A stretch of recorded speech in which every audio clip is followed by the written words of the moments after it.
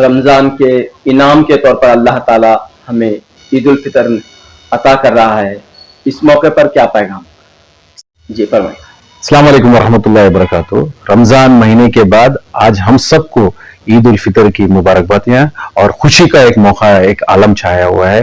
اسی خوشی میں ہم سب کو فلسطین کے مسلمان اور ایران کے جو مسلمان ہیں ہمارے برادران ہیں، ان کے حق میں بھی دعا کریں گے ہم سب مل کر، اور دعا یہ بھی رہے گی کہ سارے عالم میں مسلمانوں کے اوپر جو زیادتی ہو رہی ہے اور جس حساب سے ناانصافی ہو رہی ہے، اس سب کو ہمیں کھڑ کر آنے والے دنوں میں ہم سب ایک ہو کر، نیک ہو کر 11 مہینے جس حساب سے 30 دن کی جو ہم نے روزے رکھے، آگے آنے والے 11 مہینے بھی اسی طرح اللہ کے جو امتحان میں ہم سب کامیاب ہوئے دعا کرتے ہیں۔ السلام علیکم ورحمۃ اللہ وبرکاتہ۔ میں امن و اتحاد بھائی چارہ رہے، اس ملک میں امن و اتحاد اور بھائی چارہ رہے، اور ایک دوسرے میں ساتھ جڑ کر ہندو، مسلم، سکھ، عیسائی سب ایک ہو کر اس ملک کی ترقی کے لیے اور اس ملک کے مستقبل میں مسلمانوں کا ایک بہت بڑا حصہ ہونا چاہیے، اگر کہ میری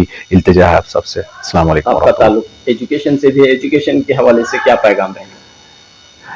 تعلیم کے بارے میں یہ کہنا چاہ رہا ہوں کہ اگر ہم سب کو اس ملک کے مستقبل کے حصہ دار بننا ہے تو تعلیم کا ایک راستہ ہمیں چننا پڑے گا۔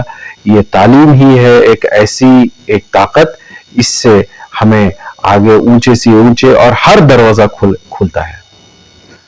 تمام مسلمانوں کو عید الفطر کی مبارکبادیاں۔ السلام علیکم ورحمۃ اللہ وبرکاتہ۔